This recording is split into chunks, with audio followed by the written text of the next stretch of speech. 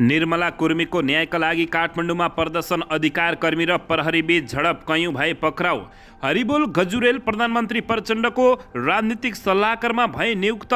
गृहमन्त्री रवि लामिछानेको राजीनामा माग गर्दै जनकपुर धाममा भीषण प्रदर्शन, चक्काजाम र आगजनी।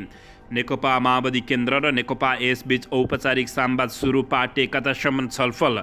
राष्ट्रपति निर्वाचन अप्ठ्यारो र दोधारमा प्रधानमन्त्री पुष्पकमल दाहाल प्रचण्ड। मन्त्रालय घटाएर खर्च कटौती गर्ने प्रधानमन्त्रीको प्रस्ताव, सत्ता साझेदार दलका शीर्ष नेताहरूबीच भयो सहमत। समयमै राष्ट्रपतिको निर्वाचन हुनुपर्ने नेपाली काङ्ग्रेसको माग, काङ्ग्रेसले राष्ट्रपतिमा उम्मेदवारी दिने। अन्य दलहरूसँग पनि छलफल गर्ने काङ्ग्रेसको घोषणा। गृहमन्त्री रवि लामिछानेलाई तत्काल बर्खास्त गर्न सुन्दरमणि दीक्षितको डरलाग्दो माग। विदेशी नागरिकता लिँदा नेपालको त्यागेकै हुनुपर्छ, रवि लामिछानेले संविधानमाथि धावा बोल्दैछन् भन्दै नेकपा एमालेका नेता भीम रावलको गम्भीर आरोप। 3 दिनकी छोरीलाई जङ्गलमा फाल्ने बुबा परे पक्राउ, आखिर के हो त यसबारे सम्पूर्ण जानकारी। वायु सेवा निगमको स्थिति बुझ्दा म दोस्रो पटक रोएको पर्यटन मन्त्री सुरन किराँतीको अभिव्यक्ति। राष्ट्रपतिको 5 वर्ष कार्यकाल पुरा भएकै दिन नयाँ राष्ट्रपति बहाली हुनुपर्ने काङ्ग्रेसको माग। वर्तमान सरकार आएपछि बजारमा सकारात्मक हिसाबमा काम भएको छ, वरिष्ठ उपाध्यक्ष ढकाल। म नराम्रो गर्दैन, नराम्रो गर्यो भन्ने कुरा तपाईहरूले सुन्न पनि पर्दैन, ऊर्जा मन्त्री राजेन्द्र लिङदेलको अभिव्यक्ति। राष्ट्र बैङ्कमाथि हस्तक्षेप गर्दैनौँ, बैङ्कको ब्याज दर घट्दै गएको छ, अर्थमन्त्री विष्णु पौडेलको अभिव्यक्ति। हङकङमा जोखिमपूर्ण अवतर गरेपछि 3 नेपाली पाइलटलाई कारबाहीको सिफारिस। र म्याच फिक्सिङको आरोपमा क्रिकेट द्वय अदिल र अन्सरी र महबुब आलम परे पक्राउ। अब हेर्नुहोस् पुरा समाचार।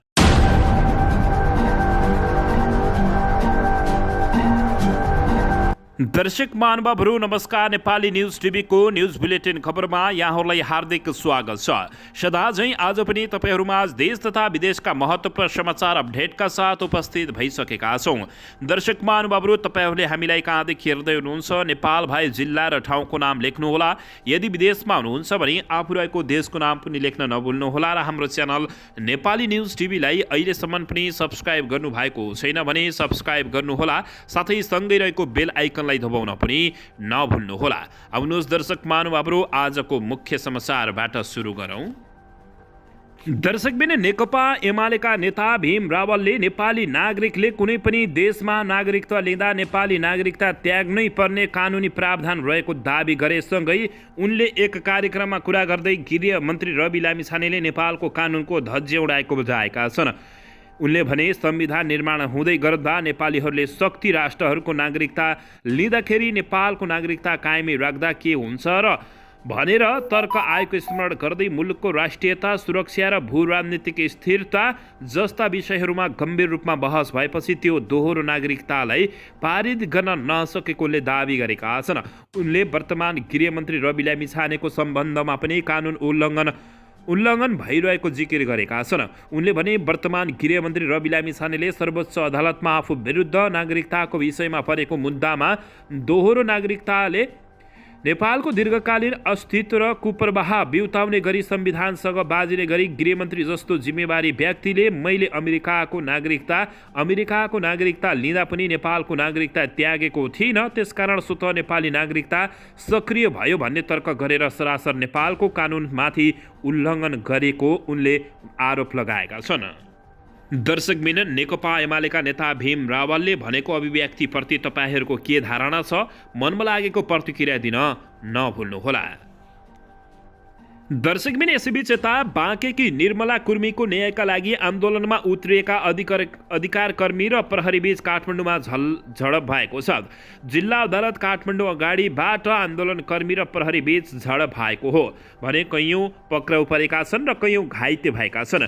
झडपसँगै कुर्मीलाई बेपत्ता पारिएको घटनाको निष्पक्ष अनुसन्धानको माग गर्दै प्रदर्शनमा उत्रिएका रुबी खान सहितका केही अधिकार कर्मी पक्राउ परेको जानकारी प्राप्त भएको छ। माइतीघरबाट बब्रमहल हुँदै शिवदरबारतर्फ आन्दोलन र र्यालीमा निस्किएका अधिकार कर्मीहरूलाई प्रहरले पक्राउ गरेको छ। गृहमन्त्री रवि लामिछानेको त्यहाँ पनि निकै चर्को आलोचना भएको बुझिएको छ। दर्शकबिन यसैबीच यता नेकपा माओवादी केन्द्रका नेता हरिबोल गजुरेल प्रधानमन्त्री प्रचण्डको राजनीतिक सल्लाहकारमा नियुक्त भएका छन्। प्रधानमन्त्री पुष्पकमल दाहाल प्रचण्डको राजनीतिक सल्लाहकारमा नेकपा माओवादी केन्द्रका उपमहासचिव हरिबोल गजुरेल नियुक्ति भएका हुन्। सोमबार बसेको मन्त्री परिषद बैठकले गजुरेललाई राजनीतिक सल्लाहकारमा नियुक्त गरेको प्रधानमन्त्रीको सचिवालय स्रोतले जानकारी दिएको छ। प्रचण्डका विश्वासपात्र समेत मानिने गजुरेलले यसपटक चुनावमा टिकट पाएका थिएनन्। सोमबारको मन्त्री परिषद बैठकले डाक्टर मीन बहादुर श्रेष्ठलाई राष्ट्रिय योजना आयोगको उपाध्यक्ष नियुक्त गरेको बताइएको छ। दर्शक महानुभावहरू, अन्ततः नेकपा माओवादी केन्द्रबाटै नेता हरिबोल गजुरेल प्रधानमन्त्री प्रचण्डको अथवा राजनीतिक सल्लाहकारमा नियुक्त भएको जानकारी प्राप्त भएको छ। दर्शकबिन यसैबीच यता जनकपुर धामका 2 युवकको अपहरण पश्चात भारतमा हत्या गरिएपछि मृतकका परिवारजन आन्दोलित भएका छन्। मृतकका परिवारजन र स्थानीय बासिन्दाले आइतबार जनकपुर धाम 9 पिडारी चोकमा प्रदर्शन गरेर चक्का जाम गरेका छन्। उनीहरूले प्रहरी प्रशासनको कमजोरी र लापरवाहीका कारण युवक द्वयको हत्या भएको भन्दै प्रदर्शन गरेका छन्। उनीहरूले जनकपुर धामका युवाद्वय विष्णु शाह र रोहित शाहको हत्या गरी फरार भएका हत्यारालाई अनुसन्धानको दायरामा ल्याई कडा कारबाही गर्न स्थानीय प्रशासनसँग माग गरेका छन्।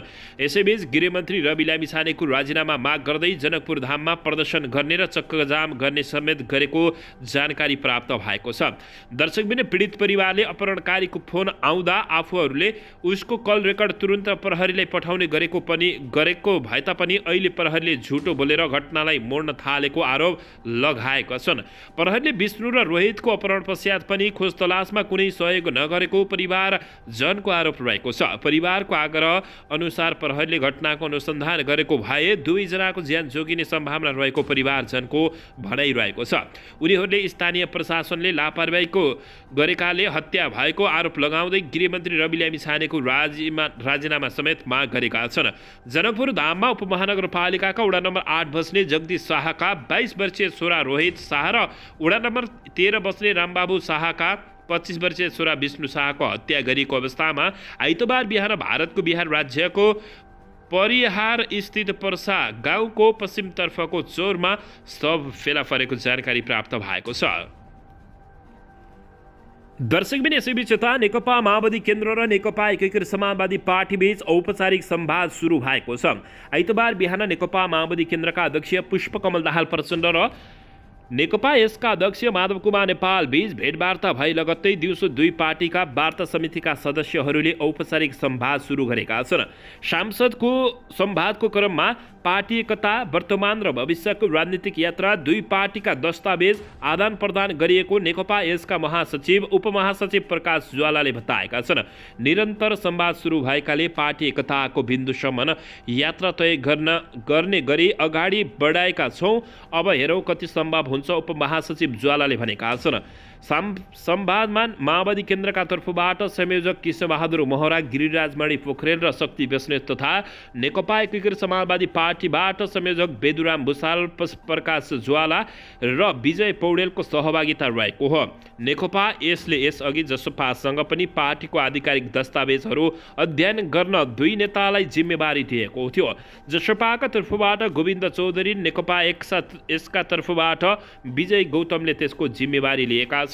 तर आज नेकपा माओवादी केन्द्र र यसका वार्ता समिति बैठक नै बसेर दस्तावेजहरू आदान प्रदान गरिएको हो। नेकपा यसले नेकपा माओवादी केन्द्रसँग चुनाव अघि नै पार्टी एकता गर्ने निर्णय गरेको थियो। सोही प्रक्रिया अन्तर्गत यसले माओवादीसँग पार्टी एकीकरणका लागि प्रस्ताव गरेको समेत जानकारी प्राप्त भएको छ।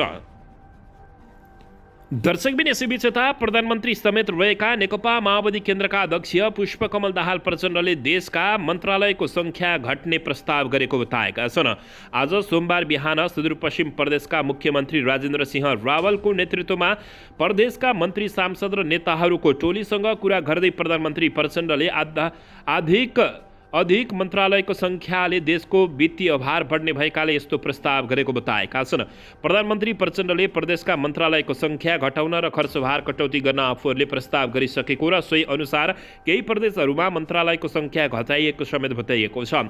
बिहान बालुवाटारमा भएको छलफलमा प्रधानमन्त्रीले भने प्रदेशहरू आफैमा स्वायत्त तह हुन्, उनीहरूले कसरी काम गर्ने भन्ने कुरा संविधानमा नै प्रष्ट छ। त्यसमा केन्द्रले अनावश्यक हस्तक्षेप गर्नु हुँदैन, हामीले गर्दैनौँ पनि। तर प्रदेशका संरचनाबद्ध हुँदा प्रशासनिक खर्च बढेको, वित्तीय सुशासन कायम हुन नसकेको जनगुनासोबारे हामी सचेत छौँ, तर यसलाई पारदर्शिता र मितव्ययिता बनाउन जरुरी भएको प्रधानमन्त्री प्रचण्डले बताएका छन्।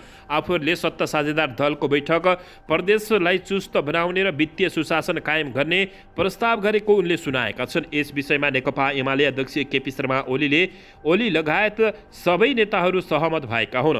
उनले भने, हामीले प्रदेशमा सांसद सङ्ख्याको 10% मात्र मन्त्री बनाउने निर्णय गरेका छौँ। सोही अनुसार केही प्रदेशहरूले मन्त्रालयको सङ्ख्या घटाइ पनि सकेका छन्। यसले वित्तीय सुशासन र सुशासन कायम गर्नेछ। प्रदेशप्रति जनमानसमा देखिएका गुनासोहरू सम्बोधन हुने प्रधानमन्त्री प्रचण्डले बताएका छन्। दर्शकबिन यसैबीच आउनुहोस् अर्को समाचारतर्फ लागौँ। नेपाली काङ्ग्रेसले राष्ट्रपतिमा पनि उम्मेदवारी दिने निर्णय गरेको छ। अन्य दलहरूसँग पनि छलफल गर्ने नेपाली काङ्ग्रेसले घोषणा गरेको हो। नेपाली काङ्ग्रेसले राष्ट्रपति निर्वाचनमा उम्मेदवारी दिने निर्णय गरेको छ भने सोमबार बिहान बसेको पार्टी पदाधिकारी र पूर्व पदाधिकारीहरूको बैठकमा राष्ट्रपतिमा पार्टीको तर्फबाट उम्मेदवारी दिने निष्कर्ष निकालिएको प्रवक्ता प्रकाश शरण महतोले जानकारी दिएका छन्। राष्ट्रपति निर्वाचनका लागि अन्य दलहरूसँग पनि छलफल गर्ने निष्कर्ष निकालेको महतोले बताएका छन्। राष्ट्रपति निर्वाचन समयमै हुनुपर्ने पनि काङ्ग्रेसको निचोड रहेको महत्त्वको भनाइरहेको छ। संविधान र ऐनमा कतै त्रुटि भए त्यसलाई समयमै सच्याएर राष्ट्रपति निर्वाचनमा जानुपर्ने काममा काङ्ग्रेसले जोड दिएको छ। मङ्सिर 4 गतेको निर्वाचनपछि सांसदको सबैभन्दा ठूलो दल बनेर पनि सत्ता बाहिर पुगेको काङ्ग्रेसले प्रतिनिधि सभाको सभामुख र उपसभामुखमा पनि उम्मेदवारी दिएको थियो। काङ्ग्रेसले उम्मेदवारी दिए पनि सभामुख र उपसभामुखमा सत्ता साझेदार दलका उम्मेदवार विजयी भएका छन्। सभामुखमा नेकपा एमालेका देवराज घिमिरे र उपसभामुखमा राष्ट्रिय स्वतन्त्र पार्टीका इन्द्र राणा मगर निर्वाचित भएका छन्। प्रधानमन्त्री प्रचण्डलाई विश्वासको मत दिएको काङ्ग्रेसले राष्ट्रपति निर्वाचनमा सत्तारूढ दल नेकपा माओवादी केन्द्रबाट सहयोग प्राप्त हुने आशा व्यक्त गरेका छन्। काङ्ग्रेससँगको तत्कालीन सत्तारूढ दल गठबन्धन तोडेर प्रचण्ड एमालेको सहयोगमा प्रधानमन्त्री बनेका थिए। सरकार गठनका सन्दर्भमा छलफल हुँदा राष्ट्रपति र सभामुख पद आफूहरूले पाउने सहमति भएको नेकपा एमाले नेताहरूले दाबी गरेका छन्। दर्शकबिन यसैबीच यता वायु सेवा निगमको स्थिति बुझ्दा म दोस्रो पटक रोएँ भन्दै पर्यटन मन्त्री सुधन किरातीले अभिव्यक्ति दिएका छन्। सांस्कृतिक पर्यटन तथा नागरिक उड्डयन मन्त्री सुधन किरातीले आफ्ना जहाजहरूको रिपोर्ट हरेक दिन मन्त्रालयमा पेश गर्न नेपाल वायु सेवा निगमलाई निर्देशन दिएका हुन्। कुन जहाज कति बजे कहाँ ढिले भयो भन्ने सम्मको रिपोर्ट आफूलाई हरेक दिन बुझाउन निगमका पदाधिकारीहरूलाई मन्त्री किरातीले कडा निर्देशन दिएका छन्। उनले निगमको समस्या समाधान हुने गरी बिजनेस प्लान तत्काल बनाएर आफू समक्ष पेश गर्न पनि निगम पदाधिकारीहरूलाई सचेत गराएका हुन्। गुच्छा जत्रो समाधान लिएर भूकुण्ड जत्रो समस्याको समाधान नहुने कुरामा हेक्का राख्न पनि निगमलाई मन्त्री किरातीले चेतावनी दिएका छन्। सोमबार निगम व्यवस्थापनले आयोजना गरेको स्वागत कार्यक्रममा बोल्दै उनले नेपाल वायु सेवा निगमलाई गौरवको विषय बनाउने गरी कार्य योजना बनाउन पनि ढिलाइ गर्न नहुने बताएका छन्। यदि त्यसो गर्न नसक्ने हो भने निगम पदाधिकारीहरूले तत्काल राजीनामा दिनुपर्ने मन्त्री किरातीले स्पष्ट पारेका छन्। उनले भने, अब हामी बिजनेस प्लान चाहियो, प्रत्येक दिन यहाँको रिपोर्ट हामीलाई मन्त्रालयमा चाहिन्छ। कुन जहाज कहाँ कति मिनेटमा कति घण्टा ढिले भयो, किन भयो, कुन जहाज कहाँ कहिले कसरी कसको चक्का हरायो, मुसाले के तार काट्यो, त्यो रिपोर्ट हामीलाई चाहिन्छ। हामीले पनि त जवाफ दिनु पर्यो। बेलुका हामीलाई सोध्छन् मान्छेले मन्त्रालयबाट फर्कँदाखेरि म जहाजको रिपोर्ट हेर्दै फर्कन्छु, म ढिलै फर्कन्छु, कहिलेकाहीँ त 11 पनि बज्दैछ, म 8-9 बजे त मन्त्रालयमा अनिवार्य रूपमा नै हुन्छु। यसको रिपोर्ट के माध्यमले तपाईँहरूले पठाउने हो, रिपोर्ट मलाई चाहिन्छ भन्दै उनले यस्तो बताएका छन्। मन्त्रालयले रिपोर्ट चाहिन्छ। अब हाम्रो कस्तो हुँदै गयो भने समस्यालाई हात्ती जत्रो समाधानको स्रोत चाहिँ झिङ्गाको टाउको जत्रो भएपछि कसरी हुन्छ भन्दै उनले सबैलाई थर्काएका छन्। यसैबीच समस्यालाई भूकुण्ड जत्रो समाधानको स्रोत चाहिन्छ, गुच्छाको जत्रो अब समाधानको स्रोत तपाईँहरूले भूकुण्ड जत्रो देखाउन सक्नुपर्छ। बिजनेस प्लानमा हाम्रो समस्या केही पनि होइन, तर तपाईँहरूले दिने गरी ल्याउनुपर्छ र गम्भीरताका साथ तपाईँहरूलाई भन्छु, म जुत्ता फटाउने कोसिस कसैले पनि नगर्नुहोला भनेर अनुरोध समेत गरेको बताएका छन्। दर्शकबिन यसैबीच यता राष्ट्र बैङ्कमाथि हस्तक्षेप गर्दैनौ, बैङ्कको ब्याज दर घट्दै गएको अर्थमन्त्री विष्णु पौडेलले बताएका छन्। नेकपा एमालेका नेता तथा उपप्रधान एवं अर्थमन्त्री विष्णु पौडेलले पछिल्ला दिनहरूमा बैङ्कको ब्याज दर क्रमशः कम हुँदै जाने सङ्केत देखिएको बताएका छन्। सोमबार ललितपुरमा नेपाल उद्योग वाणिज्य महासङ्घले आयोजना गरेको लघु, घरेलु तथा साना तथा मझौला उद्योग सम्मेलनलाई सम्बोधन गर्दै उनले बैङ्कहरूको ब्याज दर कम हुँदै गएकाले त्यसको तीव्रताका लागि आफूहरू लागेको बताएका छन्। राष्ट्र बैङ्क स्वायत्त संस्था भएकाले राष्ट्र बैङ्कको क्षेत्र अधिकारमा सरकारले कुनै पनि हस्तक्षेप नगर्ने उनले बताउँदै ब्याज दर महँगो भयो भन्ने चर्चा छ। ब्याज दर कुनै न कुनै रूपमा मुद्रास्फीतिसँग जोडिएको छ। त्यसैले हामीले मुद्रास्फीतिलाई नियन्त्रण गर्दै महँगो ब्याज दरलाई पनि सीमाभित्र राख्नका लागि पहल गर्नुपर्छ भन्ने वर्तमान सरकारको सोच हो, उनले भनेका छन्। राष्ट्र बैङ्क आफै स्वायत्त कानुनको आधारमा सञ्चालित स्वायत्त संस्था हो, त्यसले आफ्ना विषयमा स्वतन्त्र निर्णय गर्ने अधिकार राख्दछ। राष्ट्र बैङ्कलाई अर्थ मन्त्रालयले कुनै पनि हिसाबले हस्तक्षेप नगर्ने अर्थमन्त्री विष्णु पौडेलले अभिव्यक्ति दिएका छन्। दर्शकबिन यसैबीच यता म्याच फिक्सिङको आरोपमा 2 जना क्रिकेट खेलाडी पक्राउ परेका छन्। नेपाली राष्ट्रिय क्रिकेट टोलीका पूर्व सदस्य समेत रहेका महबुब आलम र राष्ट्रिय टिममा रहेका आदिल अन्सरी पक्राउ परेका हुन्। केन्द्रीय अनुसन्धान ब्युरोले उनीहरूलाई पक्राउ गरेको हो। आलमलाई विराटनगरबाट नियन्त्रणमा लिएको हो भने अन्तर कलेज क्रिकेट प्रतियोगिता खेलिरहेका आदिललाई राजविराजबाट नियन्त्रणमा लिएको हो। नेपाल टी20 लिगमा स्पट फिक्सिङमा उनीहरूको संलग्नता देखिएको प्रहरी स्रोतले जानकारी दिएको छ। पक्राउ परेका आलमलाई अनुसन्धानका लागि काठमाडौँ पठाउने तयारी भएको जिल्ला प्रहरी कार्यालय मोरङका प्रवक्ता डिएसपी दीपक श्रेष्ठले जानकारी दिएका छन्।